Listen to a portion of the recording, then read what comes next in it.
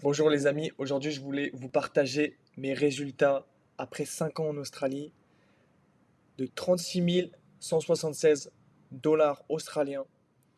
Ça c'est ma retraite. Je suis toujours pas résident australien, j'ai pas de résidence permanente malheureusement. J'y travaille pour, dur, c'est assez compliqué honnêtement de l'obtenir. C'est un long processus, mais j'y crois, j'ai confiance et je me donne les moyens pour. Si je ne parvenais pas à obtenir cette résidence, je vais devoir quitter et récupérer cet argent. Et bien sûr, je vais être taxé à hauteur de 35% par rapport à mon visa actuel, qui est un visa étudiant. Mais si j'étais en visa vacances-travail, c'est 65%. Ça fait mal. Honnêtement, 65%, c'est énorme. C'est, c'est du communiste, hein. Honnêtement, regardez, j'ai j'ai- j'ai customisé mon investissement. J'ai choisi un fonds de gestion Vanguard qui est un des moins chers du marché et un des plus performants qui est reconnu mondialement. Et personnellement, mon investissement, c'est dans les fonds international, international shares. Donc, ton argent, vraiment, il travaille pour toi tout au long de ta vie. Et à 60, 65 ans, si tu as bien géré, bah, tu finis avec plusieurs millions, tu vois. Et c'est normal pour ici. Alors que voilà, vous savez très bien comme moi, en France, c'est pas trop ça. Et et il y a des discussions de plus en plus pour changer le système des retraites parce que il va forcément casser. Ce n'est pas possible que ça continue comme ça. Donc honnêtement, je veux juste vous partager simplement. Là, par exemple, ça c'est les contributions de mes employeurs. Ça c'est les frais que je paye sur le capital. Et j'ai aussi également ce que je voulais vous montrer.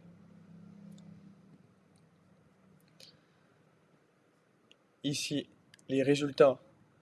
La contribution de mes employeurs ont été de 3700 euros, dollars, pardon, australiens sur cette année. Et mon investissement m'a rapporté presque le double. Enfin, on est pas loin des 3000, honnêtement.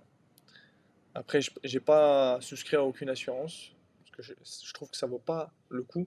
Et t'es quand même taxé, t'es taxé sur tes revenus et t'es taxé sur ta retraite. Donc franchement, j'ai l'impression que presque tous les pays bien développés, tu auras toujours des taxes pour t'asservir.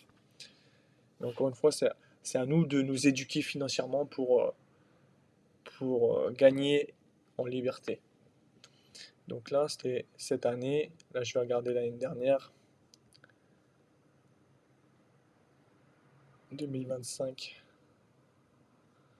Donc, contribution 8659. Après, cette année-là, j'ai vraiment charbonné. Je ne vous mens pas. Et puis, j'ai fini l'année à 30 000. Et la première année, quand j'ai commencé, j'étais sur une autre superannuation et j'ai décidé de changer. Et c'est pour ça que c'est roll-in à 10 462. Parce que ça, c'était bien moins cher en termes de frais et je pouvais avoir des placements plus intéressants.